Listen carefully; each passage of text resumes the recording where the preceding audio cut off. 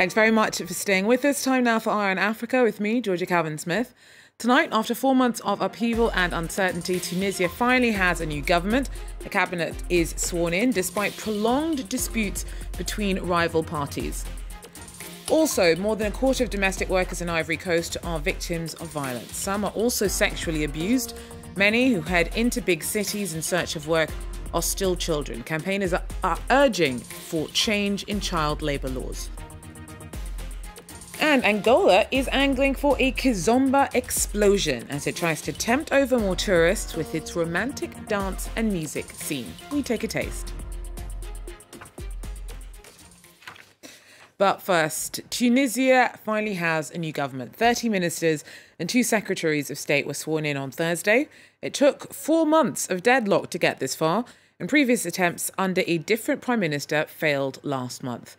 The current premier says that the new cabinet's focus will be on tackling unemployment and insecurity. Catherine Kadir-Clifford tells us more. After months of upheaval and uncertainty, the parliament gave Tunisia's new government the green light, with 129 votes out of 217. At the reins of the new coalition, Prime Minister Elias Fakhfakh. His main challenges to come include fighting unemployment, reboosting growth, and finalising democratic institutions like the Constitutional Court. Tunisians will wake up with a new government. A government that comes from them and is for them. God help us. The challenges are great, but the will to face them is here, in this government. But the brand new government is already weakened. Several of the ministers chosen by Fakhfakh to join the cabinet are from the ranks of Ennahda, the Islamist-inspired party, which promptly said it was pulling out of the government. Ennahda won more seats than any other party in October's legislative election, but was still far short of a majority. The party is demanding a national unity government that would include the party of defeated presidential candidate Nabil Karoui, the second biggest in parliament. You continue to divide us. You say that choosing you means supporting the Tunisian revolution, but we don't agree. Several MPs made it known they were giving their votes solely to avoid further elections and yet more upheaval for the country. Look now at some other news. South Africa has decided to evacuate 132 nationals who have been trapped in the Chinese city at the heart of the current coronavirus outbreak. An estimated 199 South Africans are thought to be in Wuhan altogether. It is where the first cases of the virus were first reported last November. No South African is thought to have been diagnosed with the illness yet, and the returnees are due to be brought home in a military plane before being placed in quarantine at a hotel. Despite the virus's fast spread across the world, Africa has only so far reported 2 cases, one in Egypt and one in Algeria. Also, South Africa's State Security Minister and her deputy have had their phones cloned by hackers.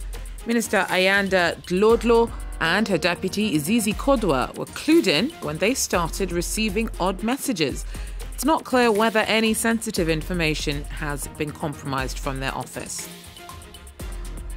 Rwandan investigators say that the death of a well-known singer and activist in police custody was not suspicious.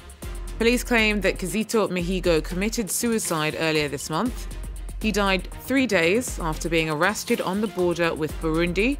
He'd been accused of trying to cross over to join rebel groups fighting against the government of President Paul Kagame. Several human rights organizations and Rwandan activists in the diaspora are skeptical about the official account of what happened. Some government critics believe that he was assassinated because of songs that challenged Kagame.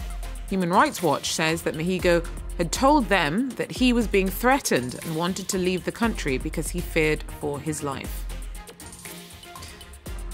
The African Union's decided to send in 3,000 troops to the Sahel to tackle a surge in extremist violence there.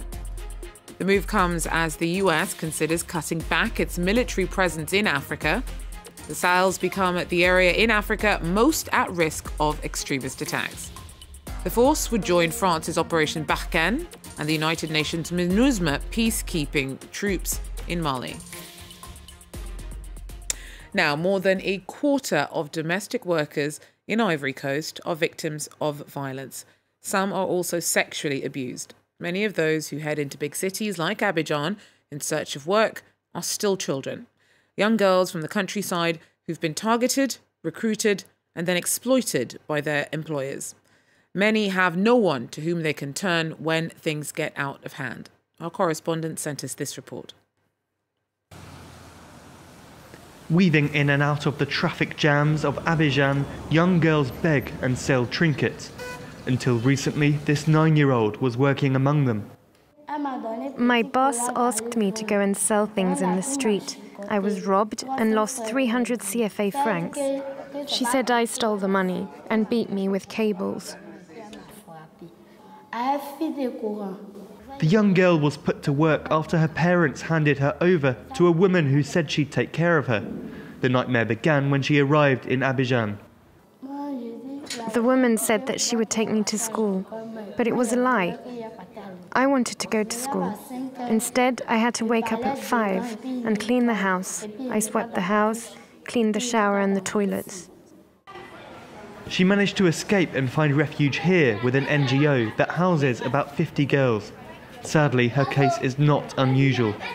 Traffickers exploit the inexperience and poverty of rural families. These people say they're going to come and help by taking the children to town and educating them or training them. But unfortunately, once in town, things change and the young girl becomes a domestic worker.